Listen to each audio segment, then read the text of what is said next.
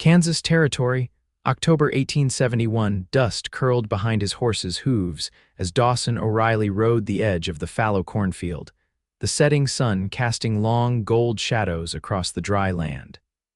He had come out looking for a missing heifer, but what he found instead stopped him cold in the saddle. A woman was crouched near the far end of the field, her skirt dragging in the dirt, hands tugging ears of corn from dry, forgotten stalks. Her face was pinched with hunger, her shoulders sharp beneath a faded shawl. Two children, a boy and a girl, stood nearby, thin and watchful, their eyes following every move she made. Dawson dismounted slowly, leading his horse by the reins as he approached. "Ma'am," he called, voice steady but low. The woman jerked upright, clutching the corn to her chest as though he might take it from her. The boy stepped in front of his sister, chin up, small fists clenched. "We ain't stealing," the woman said quickly, breath short. "The field's already cleared. We're just picking what got left behind." Dawson studied her wind-chapped cheeks, the way she placed herself between him and the children. "Protective, brave, tired beyond words. You live nearby?" he asked. She shook her head. "We walked from Clay Creek a few miles back," her voice cracked. "We're hungry." Dawson looked down at the dry corn in her arms, barely enough to feed a man for a day, let alone a family of 3. The boy looked no older than 7, the girl maybe 5. Their boots were too small, the soles worn thin. He stepped closer, his words soft but sure. "Not anymore." The woman blinked like she was not sure she heard him right. "What? You're not hungry anymore," he said simply. "Come with me, I've got food, shelter, you and the children." She hesitated, clutching the corn tighter. "Why would you help us?" Dawson met her eyes. "Because someone should." The children looked up at her, waiting. When she finally gave a small nod, Dawson exhaled and gestured toward his horse. "I'm Dawson O'Reilly," he said. "My place is a little bit north, not far." She shifted the corn to one arm and held out the other to her daughter. "I'm Calla Nolan. This is Gideon and this is Grace." Dawson helped her onto the horse, then lifted the children up behind her. He walked beside them, leading the horse until his modest homestead came into view, a cabin with smoke curling from the chimney. A barn set back near a split-rail fence. Chickens pecking beneath the porch inside, the fire was already warm. He set a pot of stew on the stove and pulled bread from the tin. Grace stared at the butter like it was gold. Calla sat stiffly at the table until Dawson placed a steaming bowl in front of her. Her fingers trembled as she picked up the spoon. "You do not have to stay long," he said, sitting across from her. "Just until you get your feet under you." "I do not have anywhere to go," she said quietly, keeping her eyes on the bowl. "My husband died last winter. We stayed with his brother's family a while, but they could not feed us either." Dawson nodded, not asking more. He looked over at Grace, who was eating with both hands, her mouth full. Gideon had already emptied his bowl and was watching Calla's like he might claim the rest. "You can stay as long as you need," Dawson said. Calla looked up at him for the first time since they sat down. Her eyes were green, rimmed with red from wind and tears. "I do not know how to thank you." "You do not need to," he said. "Just eat." By nightfall, the children were asleep on a cot by the fire, curled together under a quilt Dawson's mother had made years ago. Calla stood by the window, arms wrapped around herself, staring out at the dark. "You can have the bed," Dawson said. "I will take the chair." "I cannot let you, you can," he said gently. "And you will." She turned slowly and walked to the bedroom doorway. Before she crossed the threshold, she paused. "You saved us today," she said. "I do not know what would have happened if you had not come." Dawson's voice was quiet. "Then I am glad I did." She disappeared into the room, and he sat in the chair, watching the fire, listening to the quiet breath of sleeping children and the soft creak of the house settling. Something in his chest ached, not out of pity, but something deeper, something like hope. He had not felt that in years. Outside, the wind shifted, carrying the scent of winter. But inside, warmth had returned to the house. And somewhere in that dark, a woman who had been lost was safe again. And for the first time in a long time, Dawson O'Reilly did not feel alone. The morning came in slow and blue, frost clinging to the window panes like lace. A rooster called once, sharp and distant, and Dawson stirred in the chair before the hearth, his back stiff from the night's stillness. He stretched without sound, careful not to wake the two small shapes bundled beneath the quilt nearby. Calla stepped out of the bedroom with a quiet tread, her hair braided back, sleeves rolled past her elbows. She paused when she saw him sit up, and for a moment neither of them spoke. "You've a grindstone out back," she said finally. "I saw it through the window. Is it sharp?" He nodded, rubbing sleep from his jaw. "Should be. You need it. I'd like to mend your kitchen knife. The edge's gone soft." Her voice was steady but not cold. "I can sew too. If you have shirts that need patching." Dawson stood and reached for the kettle without answering right away. He poured water into the basin and handed her a clean cloth. "You don't owe me work." "I know," she said, dipping the cloth and wringing it out. "But I'd rather not sit idle while you carry all of it." He watched her press the warm cloth to her face, steam rising around her temples. The lines around her mouth, drawn tight the day before, had softened just enough to show how young she still was beneath the wear. "There's a row of shirts in the trunk beside the stove. Most have seen better days," he said. "If you're set on sewing." She gave a small nod and crossed to the trunk, kneeling beside it. Dawson turned toward the door, pulling on his coat. "I'll be in the barn," he said. "Shouldn't be long." By the time he returned, her needle was already working, threads slipping quick and neat through torn seams. The children were outside, pulling dry leaves into a pile near the woodpile. Grace's laughter floated through the cracked window, light and sudden. "They've not played like that in weeks," Calla said without looking up. "It's good for them, this quiet." Dawson set a small sack of oats on the counter. "They've got room here and chores if they want them. I could use the help." "They'll pull their weight," she said. "They always have." He leaned against the doorframe, arms crossed. "What was your husband's trade?" "Blacksmith, mostly, but he took on any job that paid." She tied off the thread, kept her eyes on the cloth. "He was strong, kind to the children, but the fever took him hard." Dawson didn't speak. He didn't offer sympathy. He knew it wasn't what she needed. She folded the shirt and set it aside. "When he passed, folks said I ought to remarry quick, for the children's sake. But every man who came around wanted a housekeeper, not a wife." "Sounds like they weren't worth your time," Dawson said, her mouth lifted at one corner, not quite a smile. "That's what I thought." He stepped over and picked up the mended shirt. Her stitches were fine, tight, and true. "You do good work." "I was raised by a German woman in Missouri," she said. "She taught me to sew before I was tall enough to reach the table." He set the shirt back down gently. "You miss her. She died when I turned 16. But I think of her every time I thread a needle." The wind picked up outside, rattling the shutters. Calla stood and moved to the stove, lifting the lid from the kettle. "I could make oat cakes if you've flour, bottom shelf." "I'll fetch the eggs." They worked without fuss, passing bowls and spoons, the silence between them smooth as river stone. When the cakes browned on the griddle and the smell filled the room, Grace came bounding in with her hands pink from cold. "I helped stack all the kindling," she said proudly. Calla picked her up and set her on a stool. "Then you've earned your plate." Gideon came in slower, brushing leaves from his shoulders. He nodded once at Dawson, then sat beside his sister. As Calla served them, Dawson watched her move, sleeves dusted with flour, hair loose at her temples, eyes softer now. She didn't speak more than needed, but there was something steady in her presence, like a fence post deep in the earth. After the children ate and ran back outside, she lingered at the table, her hands wrapped around a warm mug. "I never thought we'd find a place like this," she said. "Where nobody's watching, waiting to take something." "You still don't trust it," Dawson said. She met his eyes. "Not yet." "But I want to." He nodded once, nothing more. Trust was earned slow like spring thaw. He could wait outside. The wind eased. The sun broke through the clouds, casting warm light across the fields. It caught the edge of Calla's hair, turned it to copper. She didn't notice.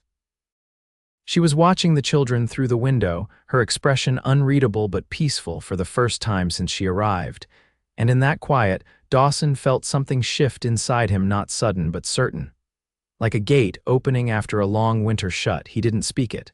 He didn't need to. Some things didn't have to be said to be true. The frost held longer now, not burning off until near midday. Calla moved through the cabin in a rhythm that had settled over the last weeks, not rushed, not uncertain, but with a quiet purpose. She no longer asked what needed doing. She simply did it. Dawson came in from the barn with his hands raw from fence wire, the cold biting through the worn leather of his gloves. Calla was by the stove, slicing the last of the apples he'd traded for a week back. She didn't glance up when he entered, but her voice was clear. "There's hot water steeping if your hands are aching." He peeled off his gloves and stepped to the basin, dipping his fingers into the basin she'd placed near the hearth. The water was laced with dried willow bark she'd pulled the strips down from the rafters that morning, saying nothing, only nodding when he looked her way. "You ever think of setting up your own homestead?" he asked, voice low as he worked the ache from his knuckles. Calla wiped apple juice from her palms with a square of cloth. "I used to. Before the war, before the sickness, back when we still thought Missouri would stop changing." He turned, watching her arrange the apple slices into a pan. "What stopped you?" She tucked a lock of hair behind her ear with a movement that was more habit than thought. "Life shifted," she said. "One thing after another. I stopped counting the plans I had to set down." Dawson leaned against the wall, the warmth from the fire seeping into his back. "You could pick one up again." "I'm not sure I remember how," she said, but there was no defeat in it, just honesty. Outside, the wind rattled the bare branches. The children were with Miss Loring, the schoolteacher who boarded in town and welcomed Grace and Gideon with soft chalk hands and a spare coat between them. Calla had hesitated to let them go that first morning, but Dawson had offered the wagon and waited out her silence. She had agreed only after walking the full 2 miles beside it. "You ever think of marrying?" she asked suddenly, Dawson's brow lifted. "Not in some time." Calla turned from the stove, wiping her hands on her apron. "Why not?" He met her eyes, the green of them steadier now than they'd been that first day. "Didn't see the point in asking someone to build something with me when I didn't know if I had anything left to build." She held his gaze a long moment. "You've built something here. I only knew how to hold it steady." He shifted his weight, voice quieting. "You're the one who's growing it." She looked away then, not out of shyness but thought. "I've lived too long waiting for things to fall apart." "They still might," he said. "But not today." The air between them settled. She moved to the table, laying out plates. "I've been thinking about the winter if we stay." He crossed to her side, slow and sure. "You'd be welcome." "I wouldn't want to stay as a guest." "You wouldn't be," her hand stilled on the table.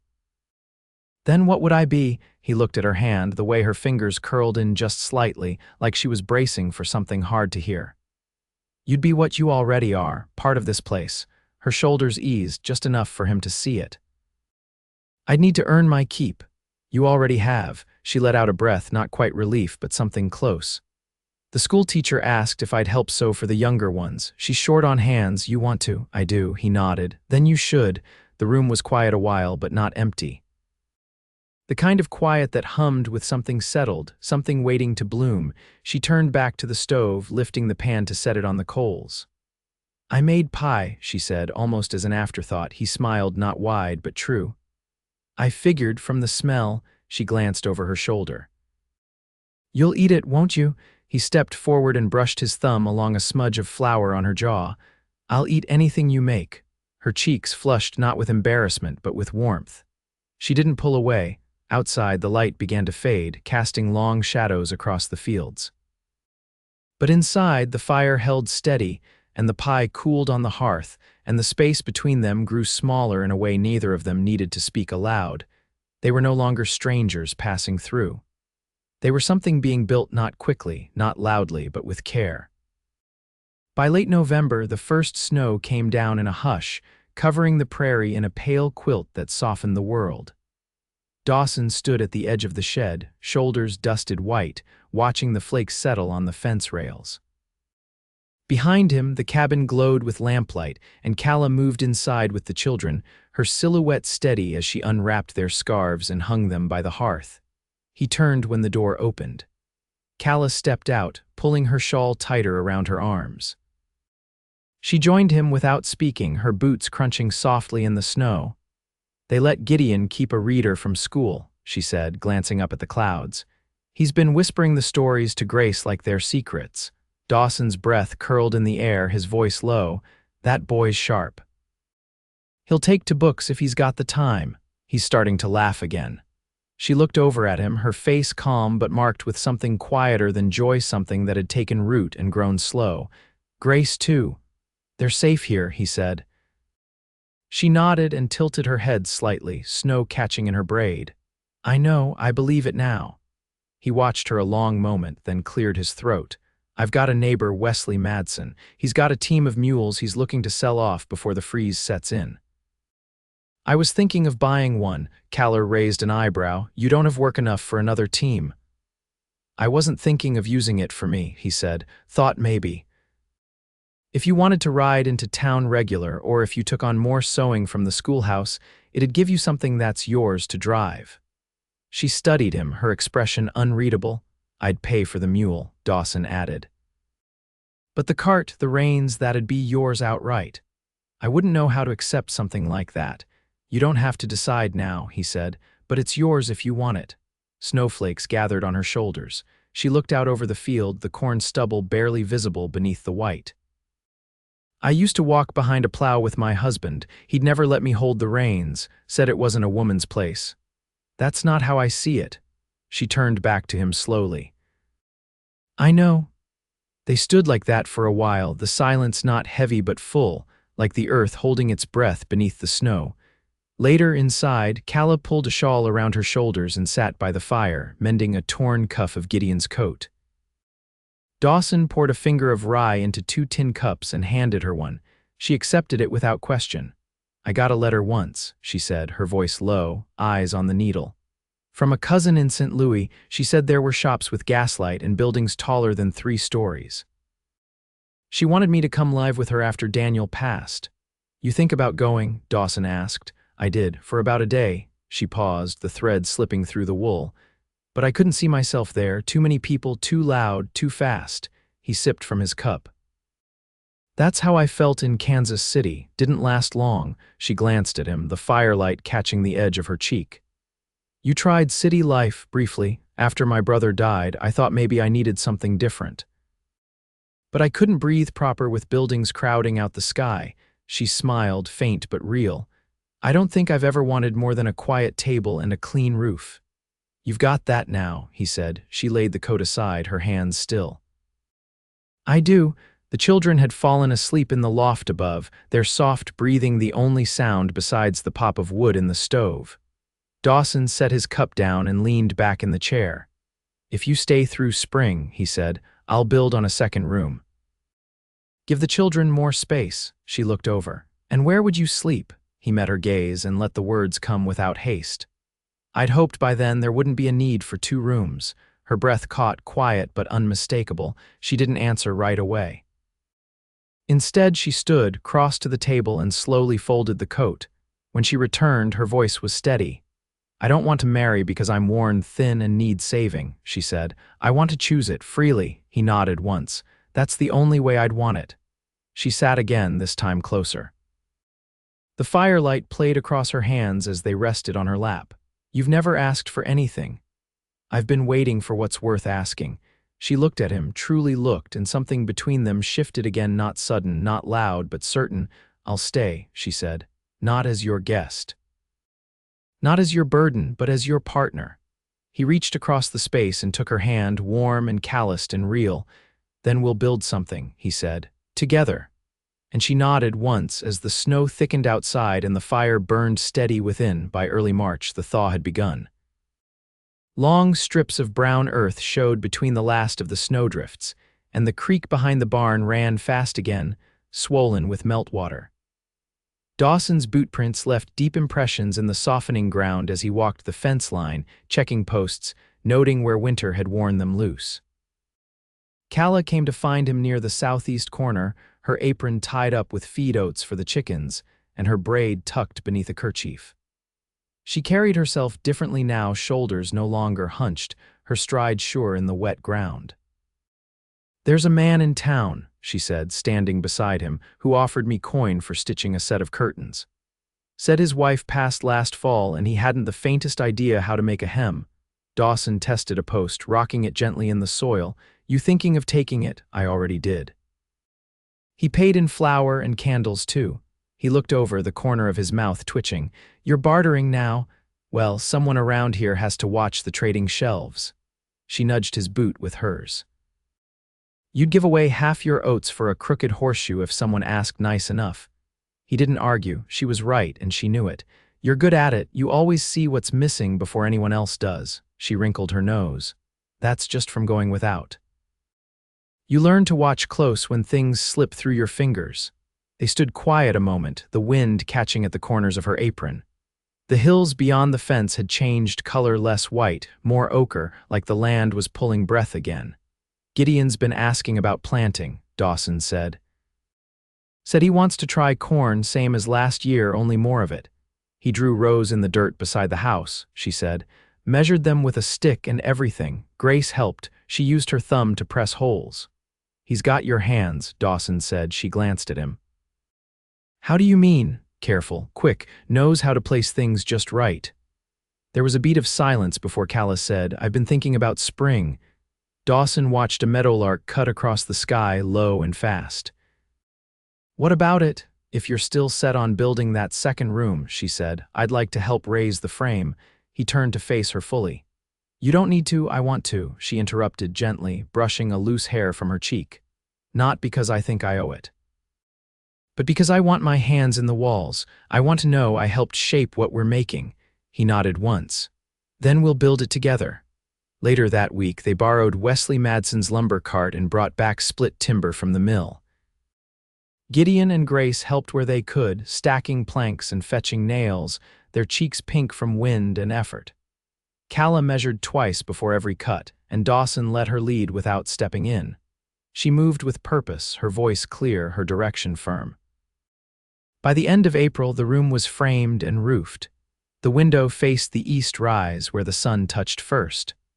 One morning, Calla stood in the doorway before the walls were paneled, the light pouring over her face. "I never thought I'd have something like this again," she said, fingers brushing along the sill. "A place where I could wake and know the day was mine." Dawson stood behind her, hands rough with pitch and wood dust. "It's ours now." She turned to him, her eyes bright but steady. "I want to marry you." He didn't answer right away. He stepped forward and took her hand, callous to match his own, and kissed her knuckles without ceremony. "Then let's do it proper." They wed in the clearing behind the barn, where the trees had begun to leaf again. Miss Loring came to witness, along with Wesley and his grown daughter.